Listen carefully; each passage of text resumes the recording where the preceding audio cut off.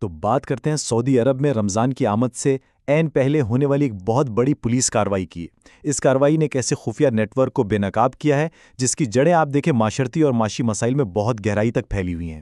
تو آئیے سمجھتے ہیں کہ یہ کہانی صرف ایک جرم تک محدود نہیں بلکہ اس کے پیچھے اور بھی بہت کچھ ہے۔ کہتے ہیں کہ رمضان میں شیاطین تو قید کر دیے جاتے ہیں لیکن حکام ان کے چیلوں کو پکڑ رہے ہیں۔ یہ بات بہت گہری ہے۔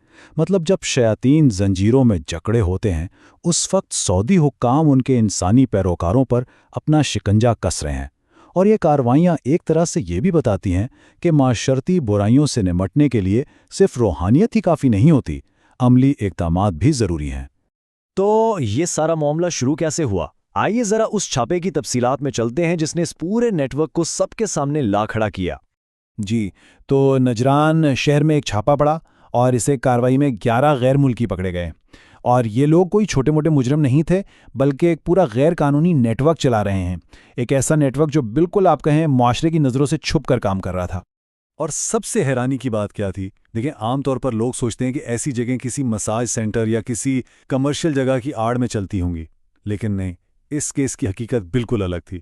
یہ سب کچھ ایک عام سے گھر سے چلایا جا رہا تھا، ایک رہائشی علاقے میں جہاں کسی کو کانوں کان خبر نہ ہو، کوئی سائن بورڈ نہیں، کوئی نشانی نہیں، بالکل پوشیدہ۔ اور یہ سمجھنا بھی ضروری ہے کہ یہ صرف نجران کی کہانی نہیں ہے بلکہ یہ ایک بڑے کریک ڈاؤن کا حصہ ہے۔ مکہ اور مدینہ جیسے مقدس شہروں میں بھی حال ہی میں اسی طرح کے چھاپے مارے گئے ہیں۔ تو اس سے یہ اشارہ ملتا ہے کہ حکام کسی ایک واقعے سے نہیں بلکہ ایک وسیع اور پھیلے ہوئے مسئلے سے نپٹ رہے ہیں۔ اچھا، تو یہ تو ہو گئی واقعے کی بات، لیکن اب ذرا گہرائی میں اترتے ہیں اور اس کے پیچھے چھپے اسباب اور محرکات کو سمجھنے کی کوشش کرتے ہیں۔ آخر ایسی صورتحال پیدا ہی کیوں ہوتی ہے؟ یہ سوال واقعی سوچنے والا ہے کہ رمضان جیسا مہینہ جو عبادت اور پرہیزگاری کے لیے جانا جاتا ہے، اس سے ٹھیک پہلے ایسی غیر قانونی سرگرمیوں میں اضافہ کیوں دیکھنے میں آتا ہے؟ اس کی وجہ کیا ہو سکتی ہے؟ تو اس کے پیچھے ایک بڑی افسوسناک سماجی حقیقت چھپی ہوئی ہے۔ ہوتا یہ ہے کہ رمضان میں زیادہ پیسے کمانے کی امید میں کچھ گھریلو ملازم اپنی نوکریاں چھوڑ دیتے ہیں۔ وہ سوچتے ہیں کہ اس مقدس مہینے میں انہیں کوئی عارضی کام مل جائے گا جس کی تنخواہ زیادہ ہوگی، لیکن جب انہیں کوئی جائز کام نہیں مل پاتا تو بس یہیں سے مسئلہ شروع ہوتا ہے۔ وہ بے بس ہو جاتے ہیں اور پھر ایسے مجرمانہ نیٹ ورکس کے ہتھے چڑھ جاتے ہیں جو صرف ان کی مجبوری اور کمزوری کا فائدہ اٹھانے کے لیے بیٹھے ہوتے ہیں۔ اچھا، تو اب ذرا اس نیٹ ورک کے کام کرنے کے طریقے کو دیکھتے ہیں۔ یہ لوگ آخر کام کس طرح کر رہے تھے؟ ان کا موڈس اپرینڈی کیا تھا؟ دیکھیے، یہ نیٹ ورک صرف ایک جرم تک محدود نہیں رہا۔ انہوں نے شروعات کی ایک جسم فروشی کا اڈا قائم کر کے، یہ پہلا قدم تھا، لیکن پھر معاملہ آگے بڑھا۔ وہ اپنے گاہکوں کو ہی بلیک میل کرنے لگے اور پھر اس سے بھی آگے بڑھ کر انہوں نے دوسری ممنوعہ سرگرمیوں کے لیے بھی سہولت کاری شروع کر دی۔ تو یہ ایک جرم سے شروع ہو کر جرائم کی ایک پوری زنجیر بن گئی۔ تو جب صورتحال اتنی سنگین ہو تو ظاہر ہے حکومتی اداروں نے بھی رد عمل دکھایا ہوگا۔ تو آئیے دیکھتے ہیں کہ ان کا جواب کیا تھا۔ سعودی حکام اس مسئلے پر بالکل خاموش نہیں بیٹھے۔ وہ مقدس مہینے کے آغاز سے پہلے ان نیٹ ورکس کو جڑ سے اکھاڑ پھینکنے کے لیے اپنی کوششیں بہت تیز کر رہے ہیں۔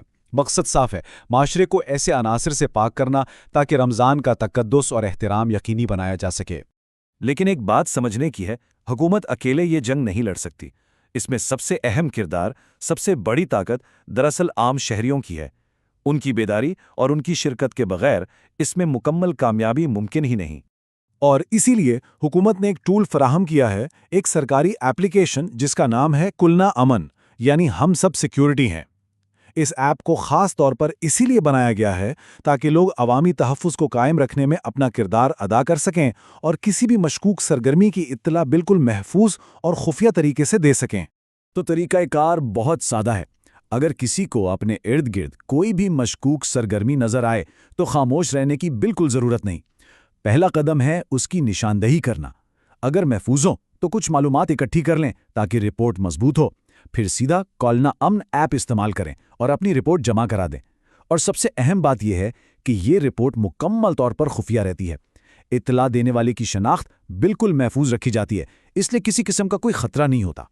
تو آخر میں ایک سوال سب کے ذہن میں رہ جاتا ہے، کیا پولیس کی کارروائیوں سے بھی زیادہ طاقتور کوئی ہتھیار ہے؟